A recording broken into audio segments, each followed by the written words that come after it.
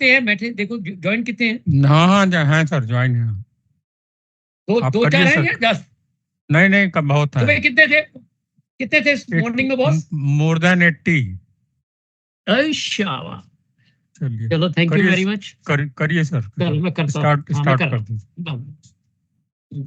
बीच में चाय पीता रहूंगा, मैं करता रहता हूँ। हाँ हाँ बिल्कुल।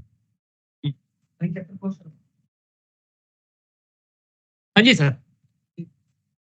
अब आइएगा यूपीवीसी एक्सक्लूडेड प्रोफाइल, जो आजकल मैक्सिमम यूपीवीसी लग रही है हमारी। इसके एक्चुअली बहुत कम लोगों को इसके टेस्ट की नॉलेज है। कोई भी यूपीवीसी टेस्ट नहीं करवा रहा साइट पे, ये करवाना चाहिए। इसके जो दो मेजर टेस्ट हैं वो हैं, पूरी जो यूपीवीसी की जो प्रोफाइल डोर, जितनी भी विंडोज हैं या डोर्स हैं, उनकी जो प्रोफाइल डिपेंड करती है किस पे। एक तो होता है इसमें टाइटेनियम डाइऑक्साइड का टेस्ट है, और एक calcium carbonate content. Titanium dioxide का जो कंटेंट है वो should not be less than 7% PPR, percentage पर पार्ट्स। ये इसलिए होता है टाइटेनियम डाइऑक्साइड का टेस्ट, या टाइटेनियम डाइऑक्साइड का टेस्ट मस्ट इसलिए है कि जो उसका येलोइश, कुछ टाइम के बाद जो विंडोज येलो पड़ जाती हैं, वो अगर टाइटेनियम डाइऑक्साइड आप 7 इससे कम डालेंगे तो नेचुरल है कि, और मैंने जो चेक किए हैं मैक्सिमम लोग 5% से ज्यादा डाल नहीं रहे। तो बाद में वो कुछ टाइम के बाद, 1-2 साल, 3-4 साल के बाद येलो पड़ जाएंगी अननेसरी। जब आप पेमेंट कर रहे हैं तो it is our moral duty to check कि यह जो साइट पे जो मटेरियल लग रहा है कम से कम वो अच्छा मटेरियल लगे। ऐसा नहीं है कि बनते नहीं है, पर बनाते नहीं है। तो या मैन्युफैक्चर को अगर उन पे कंट्रोल कीजिए। और एक तरीका मैं आपको और सिखा दूं कि कोई भी मटेरियल आप, एक मैन्युफैक्चर लेके आया साइट पे, वो अगर सैंपल मटेरियल लेके आएगा, वो तो सैंपल ही है, क्योंकि वो सैंपल की तरह बना रखा है उसने। उसमें उसने पूरा 7% पीपीआर डाल रखा होगा, उसमें उसने 10% से ज्यादा कैल्शियम कार्बोनेट नहीं डाला होगा। क्योंकि कैल्शियम कार्बोनेट वो ज्यादा डालते हैं, वो 15% तक डालते हैं, जबकि 10% मैक्सिमम है। उससे वो ब्रिटल हो जाता है, अगर ज्यादा डालेंगे तो वो ब्रिटल बन जाएगा। इसकी वेट से पेमेंट नहीं होती। पहले कुछ लोग वेट से पेमेंट कर रहे थे, वो गलत था। इसको, ये पहले आइटम जो डीएसआर के अंदर आइटम थी वो अलग अलग थी, प्रोफाइल का अलग था, उसमें रेनफोर्समेंट का अलग था। अब एक इसको कंबाइंड आइटम बना दिया गया 2016 में। दिस आइटम को, ये आइटम को बनाने का भी मुझे मौका मिला था। इसको यूपीवीसी को मैं भी उसका टीम का मेंबर था। तो आपने कोई भी वो दे रहा हूं मैं आपको, कोई भी जैसे इसका फैब्रिकेटर, इसका जो भी पे भी विंडो रही है, नेचुरल की इंजीनियर चार्ज फैब्रिकेटर को अप्रूव करेगा। मान लो आपने से एग्जांपल फनिस्टा की आप यूज कर रहे हैं, यूपीवीसी प्रोफाइल फनिस्टा की यूज कर रहे हैं, बट एक फनिस्टा या एक दो और हैं जो अपने प्रोफाइल भी बनाते हैं और उसके फैब्रिकेटर भी हैं। वेरी मतलब एक या दो हैं बस, एक फैब्रोस है और एक ये है। अभी इंडिया में मैं तो दो को जानता हूं, अभी पता नहीं औरों ने स्टार्ट किया है कि नहीं।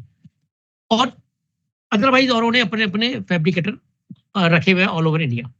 तो एक इंजीनियर, साइट इंजीनियर या डिपार्टमेंट का इंजीनियर है, तो मेरी ये है सलाह है कि आप जाइए उसके, जो वो फैब्रिकेटर, जिस फैब्रिकेटर को अप्रूव किया है, उससे पूछिए कि इस प्रोजेक्ट के लिए आपका जो से फनिस्टा का ही, मान लो फनिस्टा का ही है, तो आपने फनिस्टा का एक एप्लीकेटर भी मान लो, तो उस एप्लीकेटर को आपने अप्रूव किया, उस एप्लीकेटर के जाके आप पूछिए फनिस्टा का जो इस साइट के लिए माल आया है, वो मटेरियल आया है, वो कौन सा है। और उस बल्क मटेरियल में से आप सैंपल उठाइएगा टेस्टिंग के लिए। उस बल्क में से टेस्टिंग उठा के फिर टेस्ट के लिए भेजिएगा, विकेट सॉफ्टनिंग, पीपीआर, ये टाइटेनियम डाइऑक्साइड। तब पता लगेगा कि एक्चुअल क्या है। अगर आप जो वो सैंपल लेके आ रहा है साइट पे, उसी सैंपल को भेजेंगे वो पास हो जाएगा, चाहे वो वाटर प्रूफिंग है, चाहे वो यूपीवीसी है, चाहे वो और मटेरियल है, चाहे वो आपका ये है एल्युमिनियम है। जो एल्युमिनियम को सैंपल लेके आएगा वो पूरा वेट मिलेगा उसको। और जब वो साइट पे यूज करेगा, जो वो जब सप्लाई करता है मैन्युफैक्चर, तो वो गड़बड़ कर जाता है। तो उसमें बदनाम कौन होता है? डिपार्टमेंट भी होता है और कॉन्ट्रैक्टर भी हो जाता है। जबकि कॉन्ट्रैक्टर तो पूरे पैसे दे रहा है उसको, पूरे मटेरियल के, पर वो ब्लाइंड फेथ कर रहा है, हमने सैंपल को देखा बस उसको।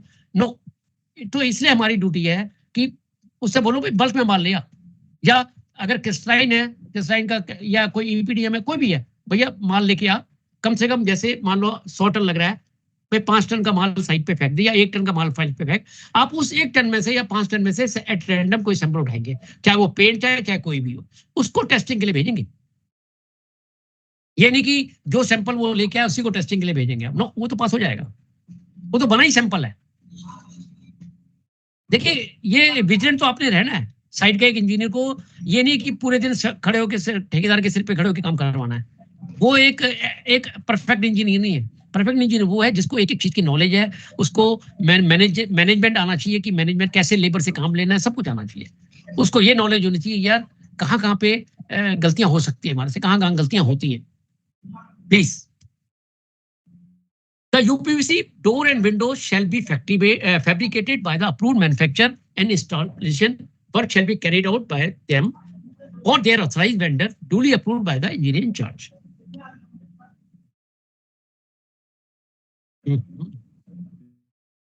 यार ये आगे नहीं जा रही, फिर बोलिए यार उसको। एक मिनट सर, ये आगे नहीं जा रहा।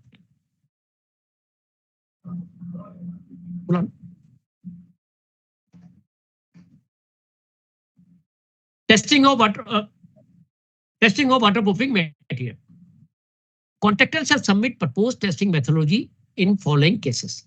चाहे वाटरप्रूफिंग हो, चाहे ब्रिक वर्क हो, चाहे जितने भी मेजर वर्क होते हैं, चाहे अर्थ वर्क हो, कोई भी हो, जो हमारे 50 करोड़ के काम है या कुछ एक लिमिट है हमारे 10 करोड़ या 50 करोड़ की, उससे ऊपर उसको एक मेथोडोलॉजी सबमिट करनी होती है। ऐसे ही कंस्ट्रक्शन मेथोडोलॉजी सबमिट करनी होती है, ऐसे ही टेस्टिंग मेथोडोलॉजी उसको सबमिट करनी है। और waterproofing is a very important material, building work में एक बहुत बहुत इंपॉर्टेंट मटेरियल है, चाहे वो ब्रिज वर्क है चाहे कोई भी काम है। प्लीज वाटर टेस्ट, सर ये म्यूट कर दीजिए, म्यूट। यस, बड़ी डिस्टर्बेंस आ रही है बॉस। कर दिया सर, कर दिया। वाटर टेस्ट ऑफ, जी बोलिए सर आप। Water tightness test of all below grade structure, water bodies, landscape and RCC roof sunken area shall be carried out in full compliance with relevant Indian and international standard. All the contractor expenses within the contract period. देखिए India में बन रहे हैं water proofing के हमारे material, but हमारे maximum material जो है ग्रेस है, ये जो ईपीडीएम का HDP बनाते हैं या ईपीडीएम, ये सारे मैक्सिमम बाहर की है। जैसे क्रिस्टलाइन है, उसकी भी तीनों अब इंडिया में मैन्युफैक्चरिंग स्टार्ट हो गई है, बट ये बाहर की उपजा हमारे इंडिया में बन रहे हैं, पर वो क्वालिटी नहीं बन पा रही। अब इन्होंने ही अपनी इंडिया में मैन्युफैक्चरिंग स्टार्ट कर दी है बड़ी बड़ी कंपनी ने, और अच्छा मटेरियल बन रहा है। Water any leaks found shall be rectified in accordance with the manufacturer recommendation at the contractor expense and retested to the engineer in charge satisfaction. ये तो स्पेसिफिकेशन का पार्ट है। इसके टेस्ट कौन कौन से वाटरप्रूफिंग क्रिस्टलाइन के, जो आज की डेट में मैक्सिमम हमारा जितनी भी बेसमेंट बन रही है या हाई राइज बिल्डिंग्स हैं, नेचुरल उसकी बेसमेंट भी होती है, तो उसमें हमारा ये क्रिस्टलाइन एडमिक्सचर यूज हो रहा है एज ए वाटरप्रूफिंग मटेरियल। और इसमें बहुत ही ये is a very good material, ये बहुत नई न्यू टेक्नोलॉजी है। जब तक कंक्रीट जिंदा रहेगी तब तक वाटरप्रूफिंग इंटीग्रल क्रिस्टलाइन जिंदा रहता है एडमिक्सचर, क्योंकि ये जैसी मान लो 2 इयर्स के बाद या 3 इयर्स के बाद कोई क्रैक डेवलप हुआ आरसीसी के अंदर और पानी का परकोलेशन हो गया, तो अंदर जाके अगर उसके अंदर क्रिस्टलाइन एडमिक्सचर होगा उस कंक्रीट के अंदर, तो वो अंदर जाके क्रिस्टल बन जाएगा। क्रिस्टल बन के उसकी जो परमेबिलिटी जो होगी रिडक्शन, उसकी परमेबिलिटी रिडक्शन जो होगा वो मतलब परमेबिलिटी जितने परमेबल जो होल्स वगैरह होंगे उसको कम कर देगा। और जो हमने टेस्ट भी रखा है, इसके ये टेस्ट रखे हैं हमने, reduce coefficient of permeability of concrete test by more than 90%। हम मान के चलते हैं कि 75% जो है वो अगर आप प्रॉपर कंपैक्शन करेगा तो 75% रिड्यूस कोएफिशिएंट ऑफ परमेबिलिटी आ जाता है। इसका मिनिमम लिमिट रखी है कि मोर देन 90% होना चाहिए, अगर 90 भी अलाउड नहीं है, 90% से मोर। और अच्छे जितने भी केमिकल्स जो भी क्रिस्टलाइन बनाने वाले हैं एडमिक्सचर, उनके जो रिजल्ट आ रहे हैं वो 94, 98, 99, 100 भी आए। सीबीआरआई की मैंने रिपोर्ट में देखी है तो उनमें 100% भी रिजल्ट है। इसका जो टेस्ट है वो होता है as per DIN 1048 part 5 EN 12390-8। इसमें दूसरा टेस्ट है withstanding resistance to hydrostatic pressure test. कुछ टेस्ट तो ऐसे हैं जैसे ब्रेक ये तो आपको भी नॉलेज है, ये टेस्ट ऐसे हैं जिसकी बहुत कम लोगों को नॉलेज है, इसलिए मैं इस पे ज्यादा जोर दे रहा हूँ, यूपीवीसी ऐसे मटेरियल्स पे। इसके जो टेस्ट हैं withstanding resistance to hydrostatic pressure test minimum 16 bar as per DIN 1048 part 5 और EN 12390-8। No corrosion effect on the reinforcement steel, इसका ये DIN है, ये टेस्ट मेथड है। Maximum chloride content less than 0.1%, maximum alkali content less than 9.3%, reduced chloride diffusion coefficient minimum 45%, capable of self-healing of cracks up to width of 0.5 mm. The manufacturer shall submit, ये इसकी specification हमारी जो civil specification book है 22 head के अंदर सब mention की हुई है, ये मैंने वहीं से ही लिया है। The manufacturer shall submit test certificate in respect of all above said parameters and also submit guarantee in respect of crystalline admixture performance for 10 years against any leakage. Waterproofing integral crystalline को भी जो ये item बनी थी, इसमें भी वो team का मेंबर मैं था, और इस पे समझ लो हमारे पूरी टीम मेंबर ने एक बहुत रिसर्च की है, तब जाके ये आइटम हमने फाइनलाइज की। और हमने जो DIN है उससे भी बेटर बनाने की कोशिश की उस आइटम को। इनके अंदर जो रिड्यूस परमेबिलिटी कोफिशिएंट है आई थिंक मोर देन 75% है, तो उसको हमने 90% मोर देन कर दिया, क्योंकि हम IS कोड को आप ऊपर जा सकते हो, उससे नीचे नहीं जा सकते। आप क्वालिटी लेनी है, आपने अपने पैरामीटर्स आप ऊपर कर सकते हो, नीचे नहीं, अपनी स्पेसिफिकेशन बुक में। Notes, the manufacturer shall submit test certificate in respect of all about, जितने भी ये पैरामीटर थे 9 पैरामीटर थे, उनका टेस्ट सर्टिफिकेट, पैरामीटर का टेस्ट सर्टिफिकेट चाहिए। It is clearly mention in our CBOD specification 2019 in sub 22 and also submit guarantee in respect of crystalline admixture performance for 10 year against any leakage. ऐसी ही UPVC की भी 10 year की दी जाती है कि कोई तो उसमें एयर या वो पास तो नहीं हो रही, या और चीज की लीकेज की कोई प्रॉब्लम तो नहीं है। To support the claim of crystal formation, national/international test report of scanning electrons microscopic SEM photographs identified and mature crystal formation to plug all the capillary tract and pores of the concrete shall be provided by manufacturer. जैसे ही वो supply करेगा उसको ये जो SEM है वो photographs है वो सबमिट करने हैं। 2 चीजें सबमिट करनी है, एक तो MTC सबमिट करनी है उसको, जिसके अंदर सारे पैरामीटर 9 के 9 पैरामीटर्स की टेस्ट रिपोर्ट होगी। आज की डेट पे ये सारे के सारे टेस्ट पैरामीटर CBI रुड़की करती है और कोई लैब शायद इंडिया में नहीं करती। श्रीराम अगर भी करती है तो वो केवल परमेबिलिटी रिडक्शन करते हैं या और छोटे मोटे टेस्ट करते हैं, वो हाइड्रोस्टेटिक स्टैटिक प्रेशर का टेस्ट नहीं करते, जो कि हमें 10 बार चाहिए, 16 बार चाहिए। 16 बार मीन 160 मीटर, एक बार equivalent to 10 metre approximate, 9.8 metre और 10 metre you can say. Evolution of durability permeability of concrete with integral crystalline admixture, मैं इस पे जोर इसलिए दे रहा हूं क्योंकि ये आजकल मैक्सिमम यूज हो रहा है। कोई भी प्रोजेक्ट है हमारा बड़ा, उस पे ये क्रिस्टलाइन बहुत यूज हो रहा है, और क्रिस्टलाइन मार्केट में डुप्लीकेट भी बहुत आ रहा है, क्योंकि जो क्रिस्टलाइन एक 70 रुपीज में, देखिए क्रिस्टलाइन को चेक करने के लिए से क्वेश्चन पूछिए, whether your integral crystalline admixture is hydrophobic in nature or hydrophilic in nature. Hydrophilic in nature होना चाहिए ये, जो कि अंदर जाके क्रिस्टल बना के काम करेगा कंक्रीट के अंदर। हाइड्रोफोबिक होगा तो केवल सरफेस पे काम करेगा, जैसे HDP या दूसरी और मेम्ब्रेन वगैरह एज ए मेम्ब्रेन काम करेगा, as a damp proof course कह सकते हैं आप उसको। विद स्टैंडिंग और रेजिस्टेंस टू, मैंने बताया 16 बार का उसको हाइड्रोस्टेटिक प्रेशर को रेजिस्टेंस करना है। इसका एक टेस्ट है, एक कोरोजन, ये मैंने 7 टेस्ट, 7 नहीं ये 9 टेस्ट है, एक में 2 टेस्ट पे लिखे हुए, ये आपने देख लीजिए। Modified guidelines for use of reinforcement बार, ये हमारा एक सर्कुलर निकला था, ये गाइडलाइंस है उसके अंदर कि आपने कौन कौन से FE 415, FE 415D, डक्लेडी के FE 415S, FE 500D यही स्टील यूज करना है। द कॉन्ट्रैक्टर को मैंने MTC सबमिट करना है। Each test certificate shall indicate the number of the cast which is applies corresponding to the number of identification mark to be found on the material. The engineer shall get each consignment tested for both chemical composition and physical properties, including band and reband tests as specified in IS 1786. ये एक circular है हमारा department का, CPWD का circular है, और आपको पता है कि सीपीडब्ल्यूडी के सर्कुलर को सभी लोग एज ए बाइबल यूज करते हैं। मैक्सिमम लोग हमारे सर्कुलर्स हो या हमारी स्पेसिफिकेशन हो या हमारे डीएसआर को यूज करते हैं। तो हम टाइम टू टाइम जो भी न्यू टेक्नोलॉजी आती है या कोई भी मिनिस्ट्री से या कुछ भी होता है, उसको अमेंडमेंट निकालते रहते हैं। तो ये लेटेस्ट अमेंडमेंट के हिसाब से मैंने मॉडिफाइड गाइडलाइंस है हमारी रेनफोर्समेंट बार के लिए, ऐसी ही सीमेंट के लिए निकली है, ऐसी और मटेरियल के लिए भी निकलती रहती है। Reinforcement bar are one of the most important building material. Its quality directly affect the lifespan, resistance to earthquake, and durability of the structure.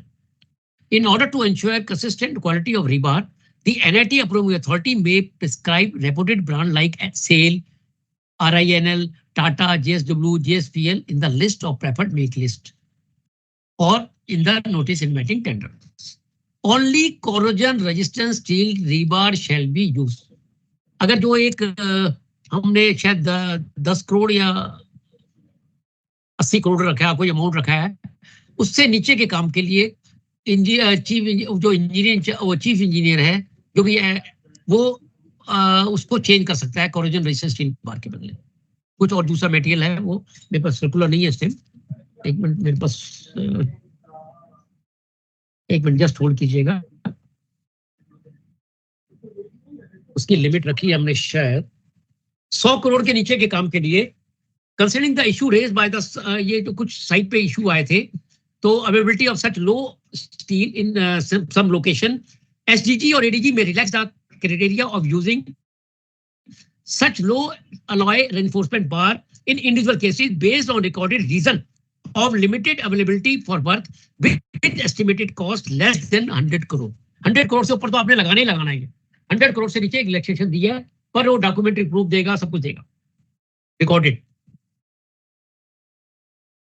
Specification and testing criteria of cement, SCV cement का है कि cement भी broad eight bulk में लाना है, 50 ton का cement लाना है, और जो गोडाउन बनेगा वो मिनिमम 2000 बैग्स के लिए बनेगा, और ये एनआईटी अपॉर्चुनिटी और as decided by the NIT जो मेंटेनेंस के लिए, उसके लिए हमने रिलैक्सेशन दिया है। और for small maintenance work, NIT approving authority shall decide the requirement for storage. The contractor shall be responsible for the watch and ward of the safety of the concrete. ये मैं स्पेसिफिकेशन का part है। Field laboratory setup. The quality of the work depend on the material used and workmanship in construction. All material and workmanship shall be as specification described in the contract documents and shall be subjected from time to time such test. The contractor shall be responsible to set up and maintain। हमारे clear जो हमारे NIT है या एक manual में clear mention है कि जो आजकल लेबोरेटरी जो है साइट पे सेटअप करनी है उसने, और जो टेस्ट साइट पे हो सकते हैं वो साइट पे करवाने हैं। मैक्सिमम टेस्ट जो वो टेस्ट आपने जो करवाने हैं बाहर से, जो आप साइट लेबोरेटरी पे पॉसिबल नहीं है, और आप 10% और भी करवा सकते हैं, केवल 10%। ये नहीं कि आपने 50% बाहर से करवा दिया, नो, आपने 10% बाकी लेबोरेटरी उसने साइट पे सेटअप करनी है।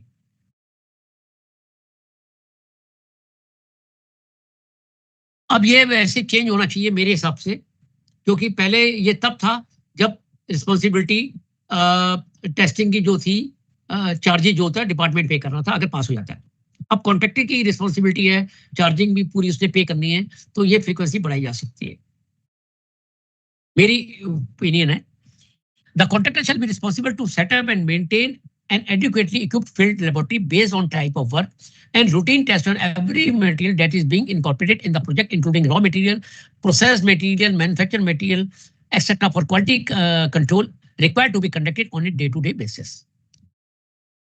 National Accreditation Board for Laboratory, NABL, accredited lab laboratory or by any other accreditation body, जैसे NABL बॉडी है हमारे इंडिया में, ऐसी और बॉडीज भी है एक्रेडिटेशन बॉडी जो कि in accordance with ISO IEC 17011 and accredited lab जो है ISO IEC 17025 से के अकॉर्डेंस है। ऐसा नहीं है कि NABL ही एक इकलौती ऐसी टेस्टिंग लेबोरेटरी बॉडी है जहां से आपने एक्रेडिटेशन करवानी है, नो, और भी है, 3-4 और भी है इंडिया में। Plant laboratory shall also be established by the contractor as per the site requirement, that is, where a batching or RMC plant or group of plant are established or as specified in the contract agreement. All the material item testing relevant and applicable code, specification and standard, as well as the acceptance criteria for various item of work, workmanship, material and process must be available in field laboratory to conduct the test and check their conformity.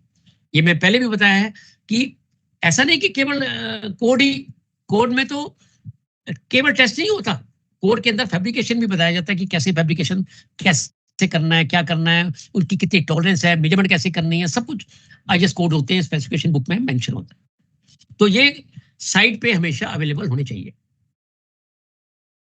List of equipment for field testing laboratory.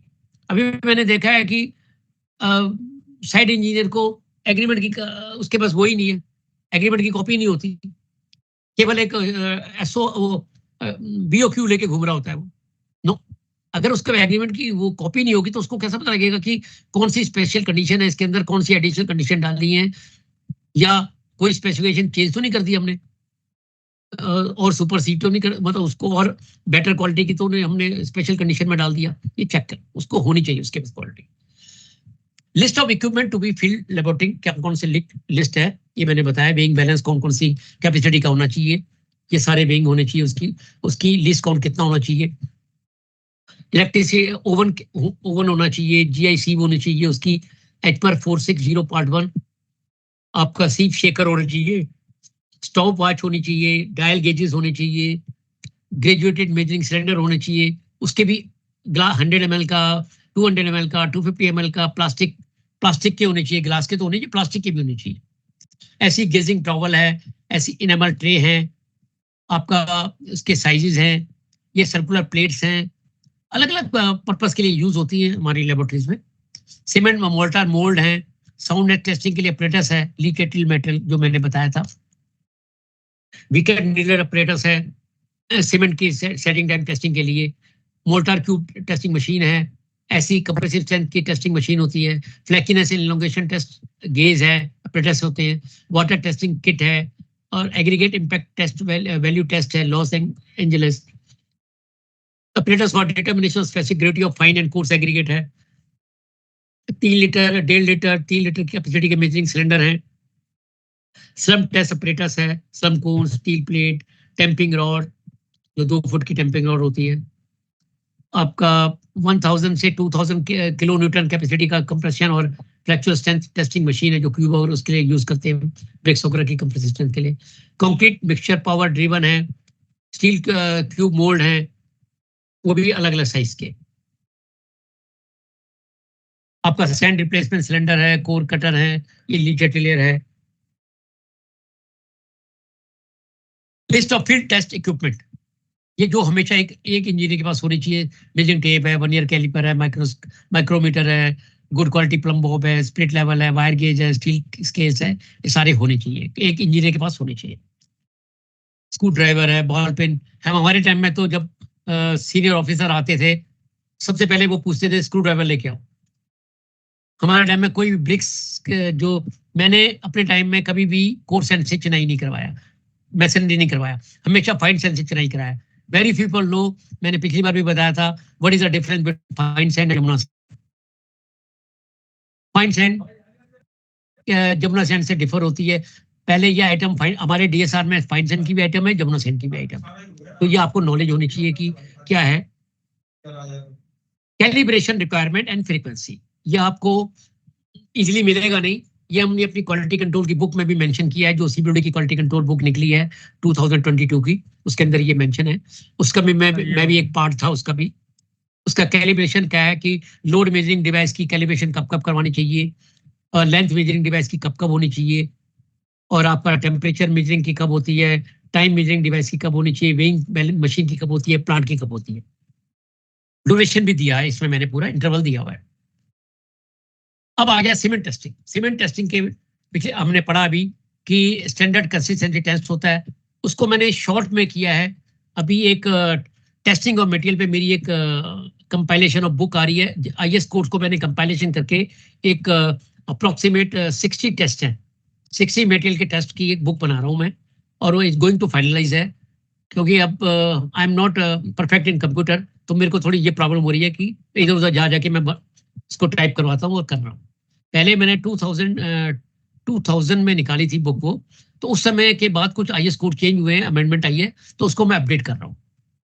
हो सकता है वो जल्दी मैं दूंगा। वो market में publish ऐसे नहीं हो सकती, क्योंकि वो बिजनेस नहीं बन सकता, क्योंकि मैं IS कोड को कंपाइलेशन कर रहा हूँ। बट IS कोड के 15 पेजेस को मैं 2 पेजेस में कर रहा हूँ। जैसे ये मैंने एक सैंपल दिया आपको, उसमें पहले मैंने बताने की कोशिश की है how to procure the sample, what is the method of testing, what is the principle of testing, कौन कौन से ऑपरेटर्स यूज होंगे और क्या प्रोसीजर होगा और उसके क्या टेस्टिंग पैरामीटर्स होंगे। जैसे एक स्टैंडर्ड कंसिस्टेंसी टेस्ट, सीमेंट की टेस्टिंग करनी है आपने, तो उसका जो मेथड ऑफ टेस्टिंग है IS 4031 है, पार्ट 4 है, 1988 है।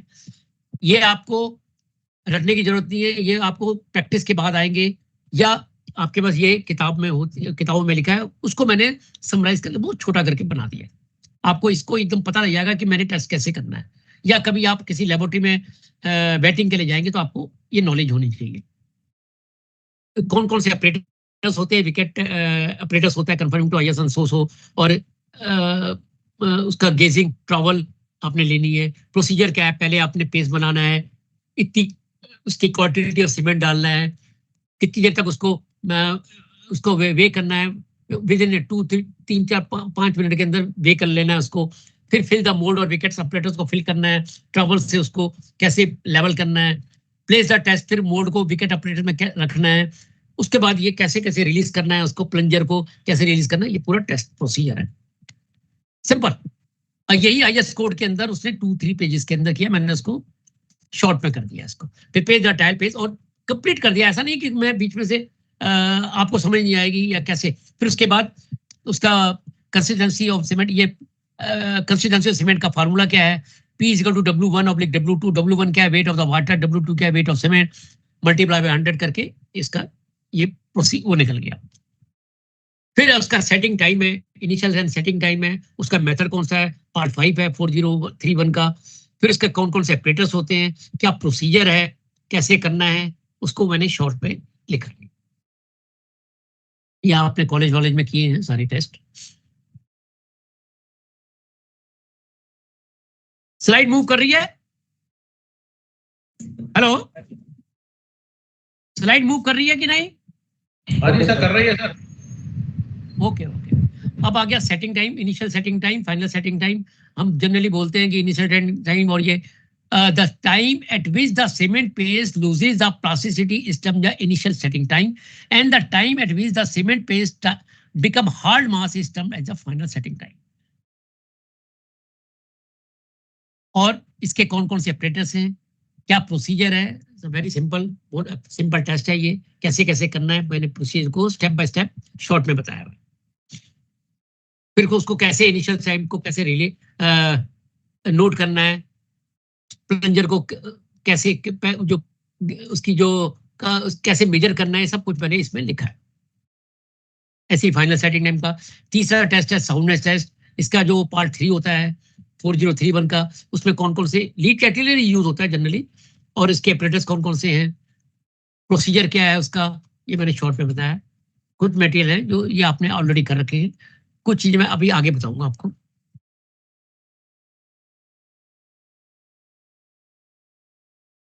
कंप्रेसिव स्ट्रेंथ, ये क्यूब की बात कर रहा हूँ, ये सीमेंट क्यूब की बात कर रहा हूँ मैं, ना कि अभी RCC की बात कर रहा हूँ। इसका जो ब्रैकेट होता है उसका साइज क्या होता है, इसको ब्रैकेट बोलते हैं, क्यूब बोल लो ब्रैकेट। जो साइज होता है 7.06 सेंटीमीटर और 50 सेंटीमीटर क्यूब का ये ब्रैकेट होता है। सीमेंट मोर्टार 1:3 यूज करते हैं, उसमें 1 सीमेंट और 3 स्टैंडर्ड सैंड होती है, ऑर्डिनरी सैंड नहीं होती, स्टैंडर्ड सैंड होती है। ये एज किस किस के 3 दिन, आफ्टर 3 डेज, 7 डेज और 28 डेज के बाद इसको टेस्ट करते हैं। जैसे क्यूब को 7 डेज और 28 डेज में टेस्ट करते हैं, ऐसे इसको उसमें करते हैं 3, 7 एंड 28 डेज में। नंबर ऑफ क्यूब्स 9 होते हैं, वेट ऑफ सीमेंट 200 ग्राम्स लेते हैं, weight of standard sand 600 grams लेते हैं। रेशियो है ना 1:3 की, तो 200 mean multiply by 3 600 grams. Weight of cement, weight of water कैसे निकालेंगे, P/4 + 3%, और वेयर P क्या है, standard consistency of the cement. Operators vibration machine है, स्पॉकिंग रॉड है, क्यूब मोल्ड है, गेजिंग ट्रॉवल है, बैलेंस है और कंप्रेसिव टेस्टिंग मशीन है। प्रोसीजर क्या है? क्यूब का जो साइज दिया है 50 centimetre square shall be prepared with following material. उसका बाद सीमेंट है 1 पार्ट जो है 200 ग्राम। ये इसका प्रोसीजर बताया मैंने कि पहले क्यूब लेना है, क्यूब में उसका मिक्स बनाना है, फिर उसको कितना पानी डालना है उसकी परसेंटेज निकालनी है आपने, फिर इनको मिक्स करना है, mix cement and standard seed, पहले ड्राई करना है, फिर उसके बाद पानी मिक्सिंग करनी है, ऐड वाटर करना है, विद इन 3 मिनट के अंदर यूज करना है, वाटर को मिक्स कर देना है। Place the mortar in the cube mould and prod with a rod 20 times. Place the remaining quantity of mortar in the mold and again prod with the rod 20 times and then compact by vibration machine for 2 minutes. जैसे cube क्या श्रम test करते हैं उसमें 3 बार करते हैं, इसमें या क्यूब में करते 3 बार, इसमें 2 बार करना है। After vibration, freeze the top surface with the blade of a trowel. ये जितने भी टेस्ट है आपको जब तक आप करेंगे नहीं तब तक आपको समझ नहीं आएगी।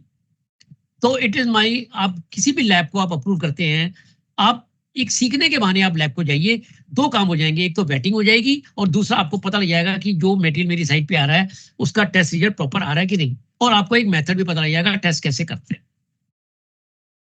ये तब आएगा जब आप करेंगे।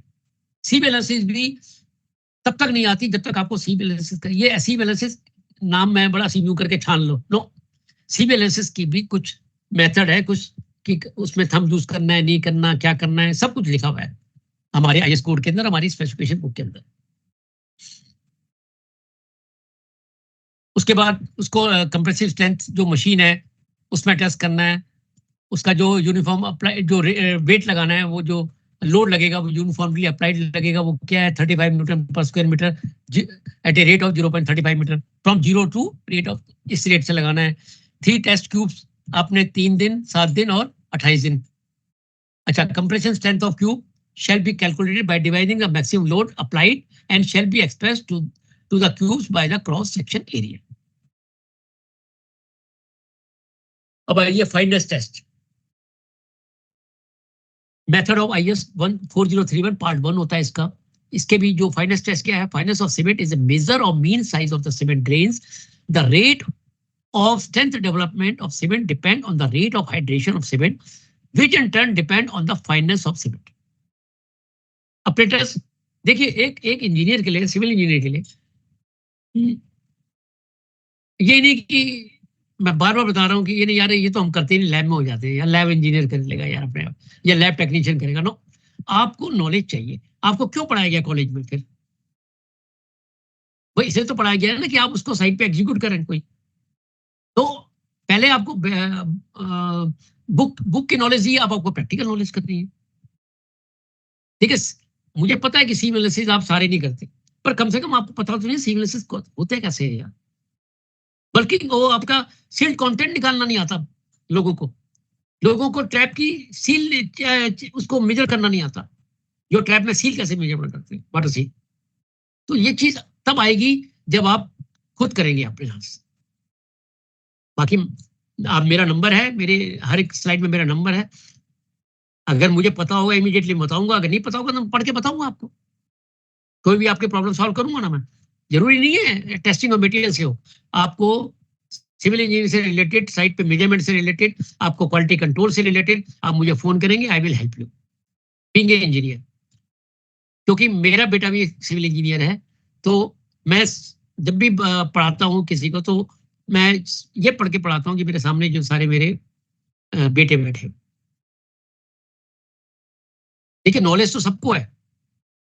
नॉलेज, अगर आप सिविल इंजीनियर बने हैं, जॉब कर रहे हैं, तो इसका मतलब नॉलेज है, आपने इंजीनियरिंग की तभी तो नॉलेज ही, तभी तो आपको जॉब मिली। बट नॉलेज को डिस्बर्स करना, नॉलेज को बांटना, और उससे नॉलेज और बढ़ती है।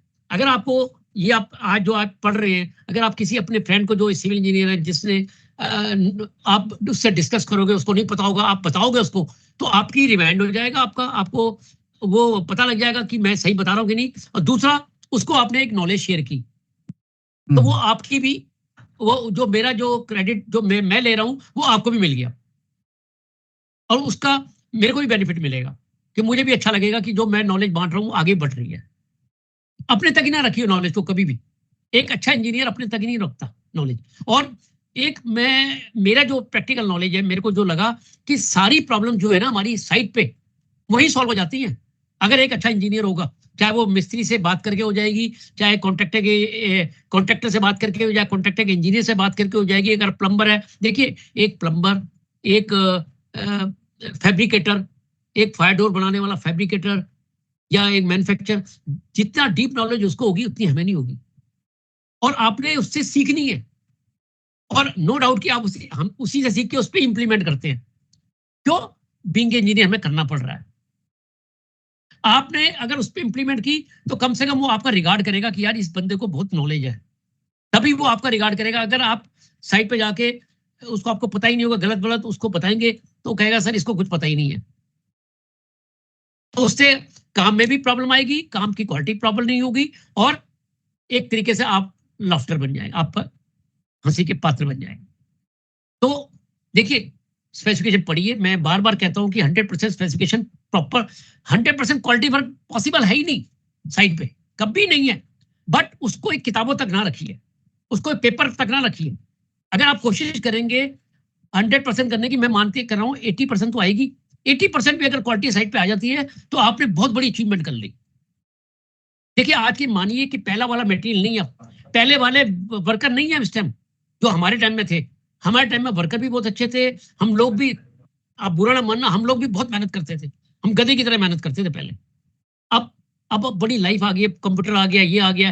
पहले हम मेजरमेंट करते तो हाथ से लिखते थे, पहले हम कोई भी एस्टिमेट बनाते थे हाथ से बनाते थे। आजकल तो कंप्यूटर का जमाना है, तो आपको तो और फिर गूगल के अंदर जाके उसमें एक से एक नई नई नॉलेज मिलती है।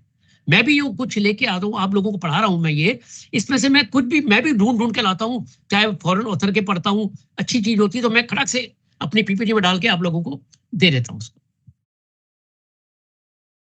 मतलब टाइम को मैं भी जब फिजिकल पढ़ाता हूं तो मेरी यही रिक्वेस्ट रहती है उसको, यार आप भी थोड़ा सीरियस होके पढ़िए, क्योंकि मैं भी सीरियस होके पीपीटी बना के लाता हूं आप लोगों के लिए। और मेरी हर पीपीटी में आपको कुछ ना कुछ चेंज देखेंगे, इंप्रूवमेंट देखेंगे, कुछ ना कुछ इंप्रूवमेंट देखेंगे। क्यों? हो सकता है कि कोई अमेंडमेंट आ गई तो खटक से मैं इंप्रूवमेंट कर देता हूँ अपनी इसमें, अकॉर्डिंग टू द अमेंडमेंट, चाहे वो आईएस कोड की है, चाहे भी इंटरनेशनल कोड की है, चाहे वो हमारे सीपीयूडी की स्पेसिफिकेशन की है। फिजिकल प्रॉपर्टीज, अब जो आपने टेस्ट किए उनकी फिजिकल प्रॉपर्टीज क्या क्या होती है, तो ये उसके पैरामीटर्स है चेक करने के। 33 गेट का जो compressive strength, initial setting time क्या होगा, तभी हम कहते हैं initial setting time not less then 30 minutes, not more then 600 minutes 33 grade के लिए। ऐसी 43 ग्रेड के लिए, ऐसी 53 के लिए सेम है, सेम सब कुछ सेम है, बट कंप्रेसिव स्ट्रेंथ अलग अलग है। फ्रीक्वेंसी इसका ये उसका पार्ट है। वाटर नेचुरल और ट्रीटेड होगा, उसको मैंने बताया आपको टेस्टिंग करवाने। इसके कौन कौन से टेस्ट हैं? एल्किलिटी का टेस्ट है, एसिडिटी का टेस्ट है। इसका मेथड ऑफ टेस्टिंग 3025 पार्ट 23 है। इसके टेस्ट रिजल्ट जो है, to neutralise 100 ml of water sample 2 और 3 ड्रॉप्स, कैसे टेस्ट करना है ये मैंने उसका प्रोसीजर बताया शॉर्ट में। क्लोराइड्स का है, टोटल सॉलिड्स है, उसके कैसे मेथड है, बिल्कुल एक स्टेप टू स्टेप करके खत्म कर दिया मैंने।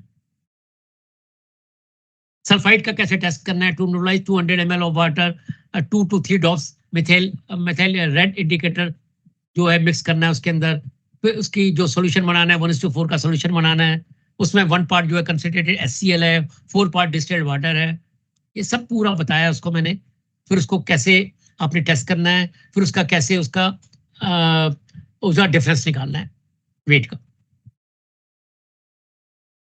स्लाइड मूव कर रही है? Yes sir. Hello? सल्फेट हाँ सर। हाँ ठीक है सल्फेट ठीक है ठीक है ठीक ठीक है। ठीक है बॉक्स ठीक है। Total organic matters,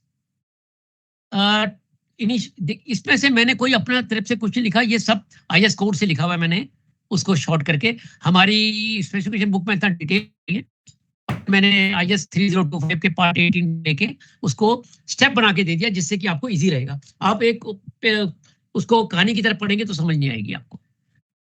total organic matter को कैसे चेक करना है? इनिशियली 50 लीटर ऑफ वाटर पानी लेना है, sample poured into the volumetric flask, फिर उसके बाद 25 ml उसमें पोटेशियम डाइक्रोक्रोमेट सॉल्यूशन डालना है, कितना % सल्फ्यूरिक एसिड डालना है, ये सब मैंने बताया इसको।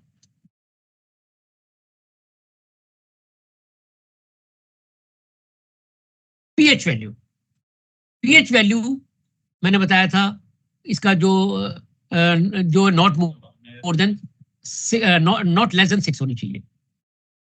To determine the pH value of water sample, first glass electrode is calibrated with the difference grade of buffer solution such as 4, 7, 10. Then glass electrode is immersed into the water sample and value is noted through pH meter. ये acceptance criteria मैंने पूरा बता दिया है आपको। जितने भी test किए थे हमने, एल्कलिनिटी के, एसिडिटी के, सल्फेटनेस टेस्ट के, क्लोराइड्स के और इनऑर्गेनिक मैटर के, ऑर्गेनिक मैटर के, सस्पेंडेड मैटर्स के, पीएच वैल्यू के, ये सारे टेस्ट का परमिसिबल लिमिट क्या क्या है आपने ये चेक करनी है। अपनी लैब में आप टेस्ट कर रहे हैं या बाहर से करवा रहे हैं तो ये पैरामीटर अगर हैं तो पानी फिट फॉर कंस्ट्रक्शन है, अदरवाइज वो rejected. Testing of brick, common burnt clay, compressive strength, ये आप करते ही हैं, एक बार इसको पढ़िए 1 minute.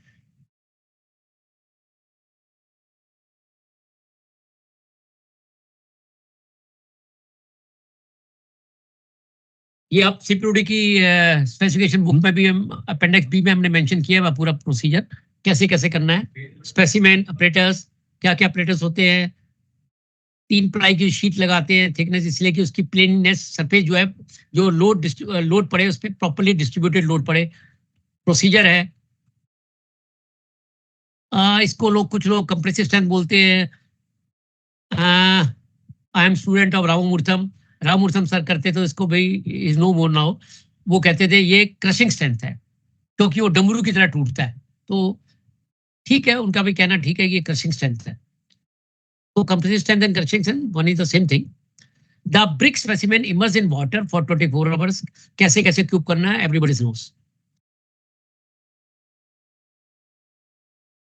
Reporting of test result कैसे, इसके कंप्रेशन, मैक्सिमम लोड, फेलियर पे क्या न्यूटन है, area of specimen square mm, क्योंकि आजकल एमकेएस का सिस्टम ऐसा ही सिस्टम है तो सारा का सारा न्यूटन mm में होता है सारा। वाटर ऑब्जर्वेशन टेस्ट है, फिर क्यूब का, इसका ये टेस्ट निकल गया आपका। स्पेसिमेन लेने ये सॉरी ब्रिक्स की बात कर रहा था मैं अभी, कंक्रीट की बात नहीं। ये ब्रिक का दूसरा टेस्ट है वाटर, ये वाटर ऑब्जर्वेशन टेस्ट की स्लाइड आई है बॉस? हेलो? नहीं हाँ आ रही है सर, वाटर ऑब्जर्वेशन टेस्ट आ रही है ना? यस, वाटर ऑब्जर्वेशन टेस्ट है ब्रिक्स का। यस ये पहले ये ब्रिक्स की टेस्टिंग चल रही थी ना सर, अब ये वाटर ऑब्जर्वेशन टेस्ट, ये तो सभी को पता है। Water observation test, efflorescence test, dimension test, 4 ही टेस्ट होते हैं इसके। और बाकी जो मैंने विजुअल जो टेस्टिंग है मैंने बताई दी आप लोगों को। वाटर ऑब्जर्वेशन का टेस्ट भी एवरीबॉडी, ये तो सिंपल टेस्ट है बड़ा। उसके बाद आ गया एफ्लोरेसेंस टेस्ट। एफ्लोरेसेंस टेस्ट है, इसको भी आप साइट पे करते हैं। अब मेरी दिल्ली के एनसीआर की बात बताऊं मैं तो आपको, तो दिल्ली के अंदर जो ब्रिक्स हैं वो डायमेंशन में पास हैं, एफ्लोरेसेंस में फेल है। मेरा अपना एक्सपीरियंस है।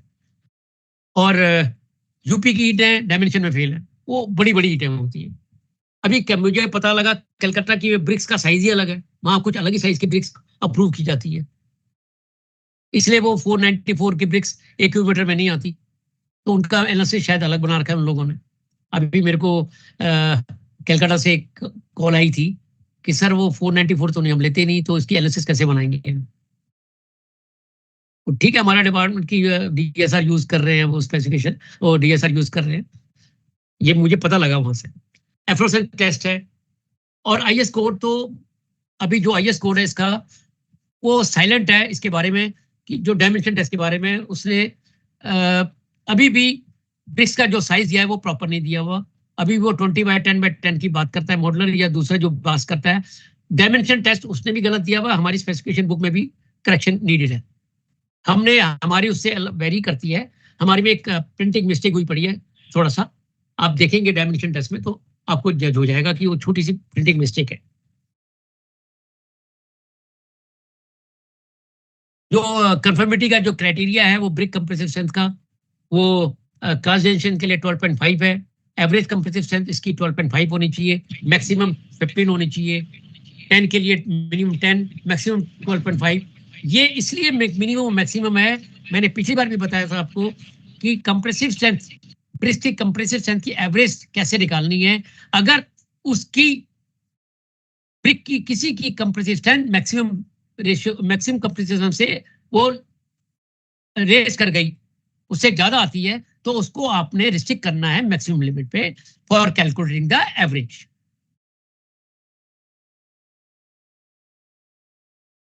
एफ्लरेसेंस के लिए 12.5 के लिए क्या है, जनरली हम लोग 7.5 यूज करते हैं। A lot to be considered having satisfied the requirement of efflorescence if for 4 out of the specimen 5 specimen से जो 4 है वो किस पे आए, नॉट बियॉन्ड मॉडरेट। और बाकी हम 50 टेंशन यूज नहीं करते, नहीं है क्योंकि ये ड्रेन में यूज होती है जनरली, और 100 भी नहीं करते, 100 की मिलती नहीं, अवेलेबल ही नहीं है। और 100 भी वहां यूज करते हैं जहां पे ऑर्नामेंटल वर्क चाहिए, आपको एस्थेटिक व्यू देना है, जो बिल्कुल neat and clean and line level एक जाए जाए, क्योंकि 75 mm में नो डाउट कि थोड़ा बहुत इतना बिल्कुल वो नहीं होते, एक्यूरेट नहीं होती ब्रिक्स, इसलिए उनकी टॉलरेंस दी गई है डायमेंशन में। पर 12.5 की बहुत एक्यूरेट होती है ब्रिक्स और साइज भी प्रॉपर होता है। Compressive strengthening of cement CC. अब आ गया मेन इंपॉर्टेंट है cement concrete cubes. Cement concrete cubes इसका IS है 516 मेथड है इसका टेस्टिंग का। फ्रीक्वेंसी जो है आरसीसी की नॉमिनल, देखिए पिछली बार भी शायद मैंने बताया कि नहीं आपको, हम 2 टाइप के मिक्स यूज करते हैं आरसीसी में, एक नॉमिनल मिक्स और एक डिजाइन मिक्स। डिजाइन मिक्स कर लीजिए, आरएमसी कर लीजिए आप। जो IS कोड कहता है 20 को भी वो कहता है कि आप नॉमिनल मिक्स यूज कर सकते हैं। 20 M20, I am talking about M20, M20 को भी वो नॉमिनल मिक्स मानता है, मे बी और मे नॉट भी आप कर सकते हैं, बट CPWD ने M20 को डिजाइन मिक्स में मान लिया, आरएमसी या डिजाइन मिक्स। आप उसको नॉमिनल मैनुअल नहीं बनाएंगे, डिजाइन वो करेंगे पूरा डिजाइन से। ऐसे ही ये जो नॉमिनल मिक्स के लिए जो है जो इसकी फ्रीक्वेंसी है, मैंडेटरी टेस्ट में जो फ्रीक्वेंसी है नॉमिनल मिक्स के लिए, जो मेंटेनेंस में यूज होनी है, केवल मेंटेनेंस में, मेजर वर्क के अंदर जो मेन वर्क है या EPC मोड के अंदर हमने फ्रीक्वेंसी चेंज कर दी है। हमने क्या, IS 456 ने चेंज कर रखी है, 2000 से ही चेंज हो गई है ये, उसका मैं अभी बताऊंगा आपको फ्रीक्वेंसी क्या है उसकी। टेस्टिंग नॉमिनल मिक्स तो जनरली एवरीबॉडी नोज पहले यही यूज हो रहा था 2000 से पहले। टेस्टिंग सैंपल 3 क्यूब्स लेने हैं आपने। ऑपरेटर्स कौन कौन स्टील मोल्ड होते हैं 6 number. Compressive strength testing machine. Method of testing everybody knows is a very common. Acceptance criteria क्या है इसका, द एवरेज ऑफ द, ये नॉमिनल मिक्स आजकल बहुत कम यूज करते हैं वैसे, फिर भी मैं बता देता हूँ। If the variation of the strength of individual specimen is not more than plus minus 15% of the average, if the difference between the maximum and minimum strength should not exceed 30% of the, तभी आपका acceptable है ये। If the difference between the maximum minimum strength exceed 30% of the average strength, then 28 days test shall have to be carried out.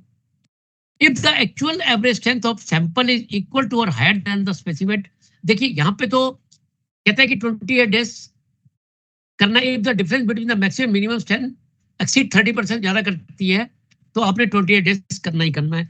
पर design mix के लिए 7 days आप कर लीजिए अपनी सेटिस्फेक्शन के लिए, बट अगर 7 डेज में फेल हो जाता है तो ये नहीं कह सकते आपकी 28 डेज में फेल है वो। अगर 28 डेज में फेल है तो वो रिजेक्ट हो गया। अगर 7 डेज में पास था और 28 डेज में फेल हो गया, रिजेक्ट हो गया। अगर 7 डेज में फेल और 28 में पास हो गया तो पास है। पर उसके अंदर ऐसा नहीं है नॉमिनल मिक्स के अंदर। If the actual average strength of sample is equal to or higher than the specified strength up to 15%, the strength of concrete shall be considered in order. If the actual average strength of sample lower than the specified or higher by more than 15%, then 28 days test shall have to be carried out. इसका 7 days के test ये हैं और 28 days के test ये हैं। 28 days के test कब कर आपने, the average of the strength of the 3 specimen shall be accepted as the compressive strength of the concrete provided if the strength of any individual cube shall neither be less than 70% nor higher than 130% of the specified strength. If the actual average strength is equal to or higher than specified strength up to 30%. If the actual average strength of accepted sample is less than specified strength but not less than 70% of the specified strength, the concrete may be accepted as reduced rate as per direction of engineer in charge. Nominal mix की जो compressive strength की क्या है, एक 2 के लिए 7 days का 210 kg पर cm स्क्वायर या न्यूटन पर mm स्क्वायर, आप कह सकते हैं 21, सॉरी 210 ही है ये इसका kg पर cm स्क्वायर के अंदर, और 1.3 का 175 kg पर cm स्क्वायर, और 124 के अंदर 140, that is for 7 days. 28 days के लिए 112 का 315 है, 1.3 का 1.53 का 265 है, 124 का 210।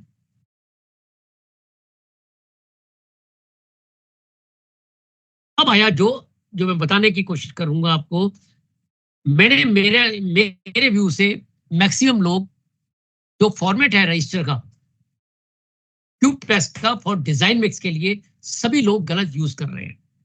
अभी हमने एक करेक्शन स्लिप निकाली थी 2022 में। अब मेरे डिपार्टमेंट में तो सीपीओडी में तो मैक्सिमम लोग जो मेरी क्लासेस अटेंड कर चुके हैं या जो मेरे कांटेक्ट में है, मैक्सिमम लोगों को मैंने ग्रुप बना के जो मेजर सर्कुलर होते हैं मैं उनको शेयर करता रहता हूँ। तो ये मैंने जो नया परफॉर्मा था वो मैक्सिमम लोगों को शेयर कर दिया है मैंने। और हमारे डिपार्टमेंट में भी अब जो पहले उस नॉमिनल मिक्स के हिसाब से बना रहे थे क्यूब रजिस्टर, अब उन्होंने इसको कन्वर्ट कर दिया है। क्यूब तो सारे पास है पर उसका प्रोसीजर है, उसका जो परफॉर्मा है वो कैसे बनेगा, वो अभी मैंने जो एनआईटी बना रहा हूँ मैं सैंपल एनआईटी, उसके अंदर भी ये परफॉर्मा मैंने इंक्लूड कर दिया है। क्योंकि सर्कुलर देखते नहीं है लोग बहुत बार, maybe I am wrong और राइट, आप इसको परफॉर्मा को देख के आप खुद ही करेंगे कि हम ये गलत कर परफॉर्मा कर रहे थे यूज अभी तक। इसकी जो फ्रीक्वेंसी है जैसे उसकी थी 5 कॉलम के लिए 5 किलोमीटर के लिए इतना एक टेस्ट होगा या ये होगा, इसकी फ्रीक्वेंसी है चाहे वो कॉलम है चाहे वो आरसीसी है, it depends on the shift. एक शिफ्ट में आप कितनी क्वांटिटी ऑफ आरसीसी डाल रहे हैं, और इसीलिए हमने इसकी फ्रीक्वेंसी चेंज की है क्योंकि आज की डेट में सारे के सारे फ्रेम स्ट्रक्चर एग्जीक्यूट हो रहे हैं, कंस्ट्रक्ट हो रहे हैं और बल्क में आती है आरएमसी या डिजाइन मिक्स, इसलिए हमने उसकी फ्रीक्वेंसी बढ़ा दी है थोड़ी सी। इसमें 1 to 5 के लिए एक सैंपल लेना है कुल, 6 to 15 के लिए 2 सैंपल हैं, 6 to 15 के लिए 60 to 30 के लिए 3 है, 31 to 50 के लिए 4 है, और 51 एंड अबव के लिए 4 + 1 एडिशन सैंपल और 50 किलोमीटर और part thereof. At least one sample shall be taken for each shift from each shift where concrete is produced at continuous production unit such as ready mix concrete plant. Frequency of sampling may be agreed upon mutually by supplier and purchaser. Each sample shall be adequate quantity so that a minimum of 3 specimen cube can be made. Test of sample in accordance with IS 516, minimum 5 cubic meter or part thereof. Acceptance criteria of design mixed concrete. Compressive strength, जैसे उसमें आपने 7 days brick cube के अंदर जो cement का जो compressive strength का आप टेस्ट करते हैं उसमें 3 दिन 7 days और 3, 14 एंड 28 days था, और नोबल में इसके अंदर 7 days 28 days था। इसमें भी आप 7 days 28 days करेंगे पर 28 days is a final. In order to get relatively quicker idea of the quality of concrete, compressive strength test at 7 days may be carried out in addition to 28 days. Part payment करते हैं आप 28 days तक, तो आप wait करेंगे नहीं payment करने के लिए, तो आप पार्ट पेमेंट कर देते हैं, तो आप 7 days में एक आइडिया ले सकते हैं कि ये क्यूब पास होंगे या फेल होंगे। 106।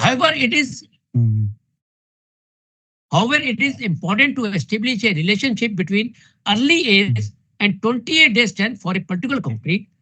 For this purpose, the value should be arrived at based on actual testing. But in all cases, the 28 days compressive strength specified in table 2 of IS 456, मैंने नीचे बनाई है table, as given below, reproduce किया मैंने यहाँ पे, shall given alone be criteria for acceptance or rejection of the concrete. मतलब 28 days है फाइनल सब कुछ. In all cases, 3 test specimens be made in sample for testing 20 days. It is better कि आप 3 एडिशन या 6 एडिशन और बनाइए. बहुत बार क्यों भरे आपने, पर आप गलती हो गई थोड़ी से, तो आपने भर तो दिए बट उनको आप रिजेक्ट करके 3 और क्यूब बना लिए, या टेस्टिंग करते हुए गलती हो गई आपसे, तो आप वो 3 क्यूब यूज कर सकते हैं. It is better for the same concrete sample cast more than 3 cube so that any defective cube should not be tested or any doubtful test result due to testing may be rejected and not included in the average of 3 cubes. The specimen shall be tested as described in IS 516. Concrete. इसमें जैसे आप उसमें nominal mix में अंदर 3 cube लिए, आपकी average निकाली और चेक किया और रिजल्ट भर दिया. नो, इसके अंदर शिफ्ट है. एक शिफ्ट में मान लो आपने 4 सेट बन रहे हैं, या ये 6 सेट बन रहे हैं, आपके 6 सैंपल बन रहे हैं आपने, तो 6 के कितने हो गए? 18 क्यूब्स हो गए, और आपने 7 डेज के हिसाब से 36 क्यूब बना दिए. तो आपने उसका एक मेथड दे रखा है.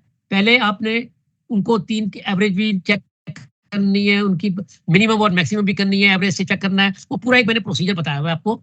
और पहले कंसेक्यूटिव 3 है, उसका जैसे 4 है, तो पहला जैसे 6 क्यूब है, तो पहला 1 2 3 4 का एवरेज होगा, फिर 2 3 4 5 का एवरेज होगा, फिर 3 4 5 6 का एवरेज होगा. ये तब आपको नॉलेज आएगी जब आप करेंगे.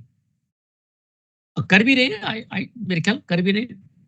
आपको थोड़ा अगर ज्यादा नॉलेज चाहिए तो इसके लिए एक मैं बना रहा हूँ पीपीटी, और एक आप गूगल में भी जाके इसको चेक कर सकते हैं. गूगल के अंदर मेथड दे रखे हैं,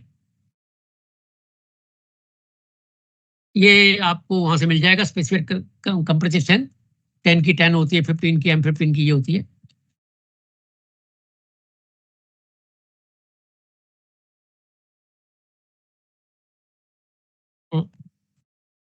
ये नोट्स हैं.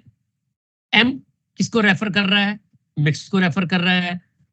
और characteristic compression of 150 mm size cube, 15 centimetre cube कह सकते हैं, या 150 mm 28 डेज के अंदर न्यूटन पर mm उसको एक्सप्रेस किया जाता है. For concrete of grade above 160 और higher concrete strength like M65, M70, M75, M80, M85, M90, IS code अब M100 तक आ गया. ये अमेंडमेंट आई है कुछ मेरे ख्याल 80 के बाद या 75 के बाद. पहले M75 तक ही थे शायद, अब 80, 85, 90 ये सब आ गए. Design parameter given in standard may be not be applicable and the value may be obtained from specialized literature and experimental results. M60 से अबो के लिए कह रहा है. जनरली हम M40, M45 यूज करते हैं. सिंपली में M45 मैक्सिमम यूज कर रहे हैं. मेरे ख्याल M45 से हमने ज्यादा यूज नहीं किया कभी. Test result of sample IS 456/2000 provide guidance on the acceptance criteria of concrete based on compressive strength as follows. The test result of the sample shall be average of the sample of 3 specimens. The individual variation.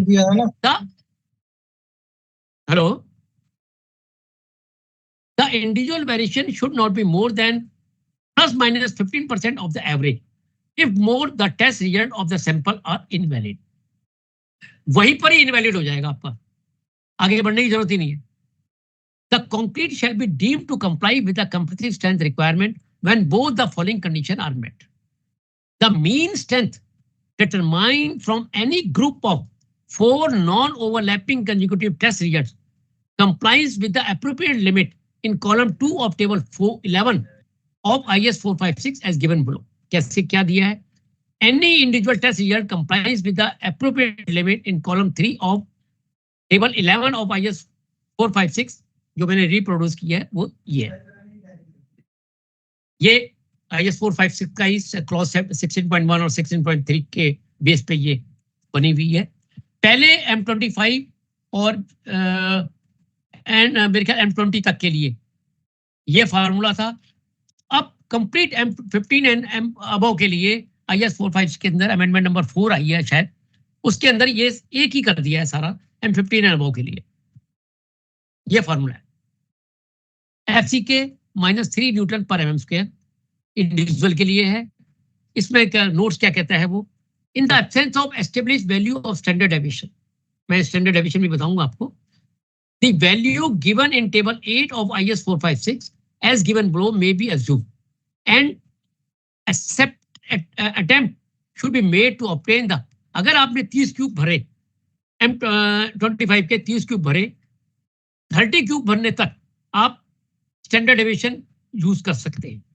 But जैसे आपके 37 आ गए M25 या M30 के, पर M30 के अलग 30 cube है, 30 cube से M35 के अलग 30 क्यूब से, ये नहीं कि M35 के हो गए 30 क्यूब तो सबके लिए हो गए, नो। M30 के लिए आपने 30 क्यूब भर गए तो आप उससे उन 30 क्यूब से आपने कैलकुलेट करना है स्टैंडर्ड डेविएशन, जो डेविएशन कैसे निकले उनसे निकालनी है आपने, उसका एक फॉर्मूला है। और जब तक 30 क्यूब्स नहीं भरे तब तक आपने जो हमारा IS कोड के अंदर दिया हुआ है टेबल 8 के अंदर स्टैंडर्ड डेविएशन आपने वो अज्यूम करनी है, whichever is early जो दिखा रहा है। और concrete of quantity up to 30 kilometre और quantity up to 30 kilometre where the number of sample to be taken is less than 4। ये था ना कि 30 किलोमीटर तक 4 सैंपल कब लेने हैं आपने, 16 to 30 3 क्यूब्स लेने हैं, 3 सैंपल लेने हैं आपने, यहां पे बताया था मैंने।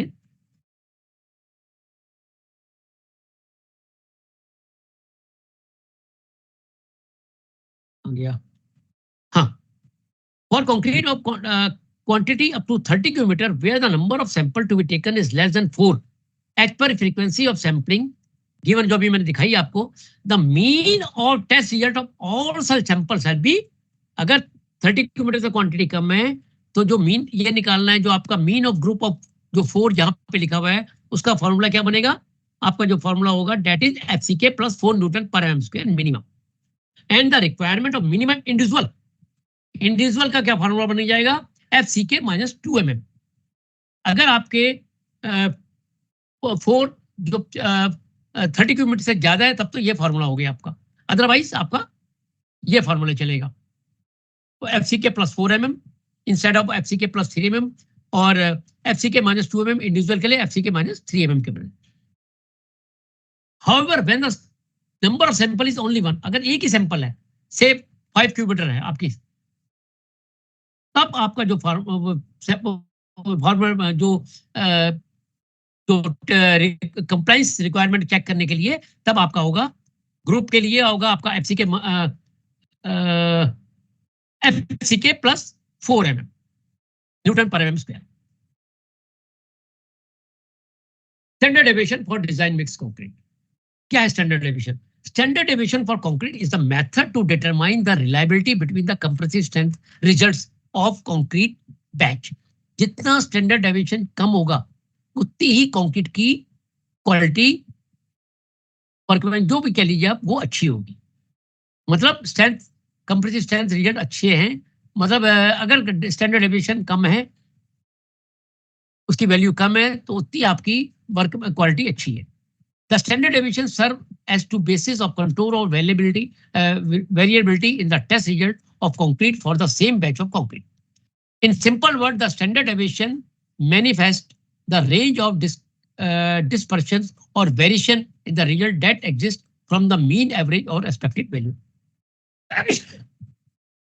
Calculation of standard deviation for design mixed concrete. The minimum number of cube test sample required to drive the कितने 30 cubes मैंने पहले आपको बताया है। In case where sufficient test result of particular grade of concrete are not available, the value of standard deviation at table 8 से आपने zoom करनी है जब तक 30 आपके पास नहीं हुए। As soon as the result of sample are available, actual calculated standard deviation value is used. वो आपने इसका फॉर्मूला है उससे कैलकुलेट करना है। ये आपको अज्यूम स्टैंडर्ड डेविएशन है, जब तक आपके 30 क्यूब्स नहीं हुए तब तक आपने ये जूम करना है। M10 और M15 के लिए 3.5, M20, M25 के लिए और 4 और M30 ऑनवर्ड के लिए 5। मैंने 60 के ऑनवर्ड बताया नहीं, अब लिखा नहीं। Notes: the above value correspond to the site control having proper storage of cement. देखिए मैंने कहा ना, जितनी कम वैल्यू होगी उससे ये पता लगेगा कि आपकी प्रॉपर स्टोरेज है, The above value correspond to the site control. आपका कितना अच्छा कंट्रोल है, proper storage of cement, way batching of the material, control addition of water, regular checking of all material, grading, moisture content, and periodical checking of workability and strength. Where there is a deviation from the above, the value given in above table shall be increased by 1 Newton per mm square. For grade above M60, the standard deviation shall be established actual trial based of mixed proportion before finalizing the mix. इसके लिए कोई भी वो नहीं है, assumed standard deviation कुछ नहीं बनाई अभी तक, वो आपने ट्रायल मिक्स से निकालना, कैलकुलेट करनी है. ट्राई स्टैंडर्ड डेविएशन का ये फार्मूला है. When the number of test results are equal or more than 30, the standard deviation of the test result is derived from the following formula. इसका ये formula है, इसको आपने कैलकुलेट ऐसे करना है. Notes: the value of standard deviation will be lesser if the quality control at the site is excellent, and most of the test result will be approximately equal to the mean value. If quality control is unsatisfactory, then the results will be have much difference from the mean value. अगर mean value से difference कम आ रहा है तो natural आपकी quality excellent है, अगर वो difference ज्यादा है तो क्वालिटी गड़बड़ हो गई है. रजिस्टर फॉर वर्क जो मैं आपको बताने जा रहा था, नॉमिनल मिक्स से इसको चेंज करके ये करेक्शन स्लिप निकली है 2021 में. करेक्शन स्लिप नंबर 14 है, ये परफॉर्मा है, ये आपको मिल जाएगा, हमारी साइट पे जाएगी, इसको नोट कर लो. अब ये इज वेरी इंपॉर्टेंट, इसको स्क्रीनशॉट खींच लो जैसा भी है, या नोट कर लीजिए. इसको मैंने रिप्रोड्यूस किया आपको, उसमें पहले नेम वर्ग, ये तो कॉमन है सभी के लिए. उसके बाद 728 डेज है. शिफ्ट, एक शिफ्ट है या दो शिफ्ट है या कितनी शिफ्ट है यहाँ पे मेंशन करनी है आपने. उसके बाद डेट ऑफ टेकिंग सैंपल, कौन सी डेट को सैंपल लिया, brief location of the work, column शॉलम जो भी है आपका, डेट ऑफ मिक्स कौन सा है, M20 है, M30 है, M55 है, कौन सा है, क्यूब आइडेंटिफिकेशन मार्क जो भी आप लगाएंगे, sample taken in presence of उनके सिग्नेचर हो गए, डेट ऑफ टेस्टिंग हो गया, वेट ऑफ क्यूब हो गया, डेंसिटी हो गया, क्रशिंग लोड हो गया. उसके बाद कंप्रेसिव स्ट्रेंथ 7 डेज 28 डेज, फिर average compressive strength 7 days 28 days आपने कैलकुलेट करनी है, दैट इज ए. फिर 0.5 मैंने कहा ना ±15%, तो 0.585% ऑफ ए कैलकुलेट करिए, फिर 1.15% ऑफ कैलकुलेट कीजिए, फिर वैलिडिटी ऑफ सैंपल यस और नो, अगर इसके रेंज के बीच में तो यस, अदरवाइज नो हो गया, रिजेक्ट हो गया. इनवैलिड है अगर स्ट्रेंथ उसकी ±15 से आउट है. एक्सेप्टेंस कैसे निकालनी, चेक करनी है, ये फॉर्मूला जो मैंने पहले आपको टेबल में दिखाया है. उसके बाद टेस्टेड इन प्रेजेंस में ये हो गया, ये आपने परफॉर्मा बनाना है. एक्सेप्टेंस क्राइटेरिया मैंने बताया है आपको, check whether the individual cube strength is within ±15% है कि नहीं एवरेज कंप्रेसिव स्ट्रेंथ से. Check compressive strength compliance requirement पर टेबल जो 11 मैंने पहले दिखाई थी आपको, ये दिखा देता हूं मैं आपको. इस टेबल के हिसाब से जो मैंने एक इंडिविजुअल अगर 3 क्यूब से कम है, 30 क्यूब से कम है क्वांटिटी, तो क्या आपने मीन कैसे निकालना है, इंडिविजुअल का कैसे निकालना है, ये चेक करना है आपने. Workability of concrete testing, everybody knows slump test कैसे होता है, क्या होता है, मोल्ड होता है, टेम्पिंग रोड है, सोलम की रोड है, ये आप करते भी हैं, मेटल प्लेट है, ये सब आपको अच्छी नॉलेज है. मोल्ड साइज है, टॉप एंड बॉटम ओपन होता है, ये बॉटम डाया उसका 200 होता है, टॉप डाया ये होता है. प्रोसीजर एवरीबॉडी नोज, इसको 4 लेयर में फिलअप किया जाता है, पहले 1 क्वार्टरली हाइट, फिर 25 स्टॉक किए जाते हैं, फिर उसका चेक किया जाता है सबसाइड कितना हो गया. मोल्ड का टेस्ट चाहिए. उसके बाद method of test for plywood है, डिटर्मिनेशन ऑफ इसके कौन कौन से टेस्ट मैंने पहले बताए हैं आपको. इसका IS 1734 1973 जो इसका पार्ट 1 है, जो इसका डिटर्मिनेशन करना है कि मेथड यू कैन से मेथड ऑफ टेस्टिंग है. डिटर्मिनेशन ऑफ मॉइस्चर कंटेंट, इसका टेस्ट स्पेसिमेन का साइज क्या होगा. आप IS कोड पढ़ेंगे तो उसको 4 पेज में लिखे हैं, मैंने इसको 1 पेज के अंदर खत्म कर दिया, 1 पेज के आधे पेज में, हाफ पेज में खत्म किया है. टेस्ट स्पेसिमेन का साइज होगा 150/75, 3 सैंपल लेके जाने हैं आपने टेस्ट के लिए, या 3 सैंपल होने चाहिए. प्रोसीजर क्या है, पहले इसका वे कर लो, आपको plus minus 0 accuracy plus minus 0.2% की होनी चाहिए, दैट इज W1। फिर W2 कैलकुलेट कर लो, फिर उसका परसेंटेज मॉइस्चर कंटेंट कैलकुलेट कर लो, W1 minus W2 divide by W2। ऐसे ही determination of resistance of dry heat है, उसका प्रोसीजर बताया मैंने, कैसे कैसे कैसे उसको करना है, उसका सैंपल साइज क्या होना चाहिए। Determination of glue shear strength of dry state है, इसके ये प्रोसीजर है। Test of adhesion of plies है, उसका ये है कि टेस्ट मेथड का साइज क्या होगा, प्रोसीजर क्या होगा, स्पेसिफिकेशन क्या होंगी, moisture content, determination of resistance to dry heat, उसकी स्पेसिफिकेशन है moisture content not less than 5% and not more than 15%। Determination of resistance to dry heat, no determination observe, no blister appear. Determination of glue shear strength, उसका जो grade है, अगर BWR है, boiling water resistance, उसका dry state पे कितना होना चाहिए, शेयर स्ट्रेंथ कितनी होनी चाहिए मिनिमम न्यूटन के अंदर, वाटर रेजिस्टेंस तो तब कितनी होनी चाहिए, MR मिनिमम एवरेज क्या होनी चाहिए, मेंशन किया हुआ है। टेस्टिंग ऑफ सेरेमिक टाइल्स, जो कि आज की डेट में मेंटेनेंस में हर जगह आप यूज कर रहे हैं विट्रीफाइड टाइल्स को, तो आपको कम से कम इसके पता होना चाहिए कि कौन कौन से टेस्ट होते हैं और क्या क्या इसके पासिंग पैरामीटर्स हैं, इसके सैंपल है। और ये मैं बार बार आपको कह रहा हूँ कि आप लैब में जाइएगा, सीखने के, करने के या बैटिंग के, जैसे भी आप, पता होना चाहिए कि टेस्ट होता कैसे और क्या इसकी, ये आपका जो मटेरियल साइड पे आ रहा है वो ठीक भी है कि नहीं है, क्योंकि वह डुप्लीकेसी बहुत कुछ है। और तब तक ठीक है, निकल गया तो निकल गया, और जब कभी फंस गए तो सब कुछ चेक हो जाता है। तो आपके कम से कम ऐसा ना हो कि आपको पता ही ना हो कि आपके टेस्ट रिजल्ट क्या आ रहे हैं। मान लो किसी लैब से टेस्ट रिजल्ट आया, उसने ये मेंशन नहीं किया ये पास है या फेल है, आपने देखा भी नहीं इसको, IS कोड से कंपेयर भी नहीं किया पैरामीटर से, और आपने एग्जीक्यूट करवा लिया काम, मटेरियल को यूज कर लिया, जबकि वो फेल मटेरियल था। तो आपने ये भी देखना है। अभी मैंने जब क्वालिटी कंट्रोल में चेक किया, जब मैंने उसका रिजल्ट चेक किया तो फेल के रिजल्ट थे, और वो धड़ाधड़ उसको एग्जीक्यूट करवा रहे थे काम को, जबकि आपको दोबारा टेस्ट करवाना चाहिए इसको। ये आपने ध्यान रखना है।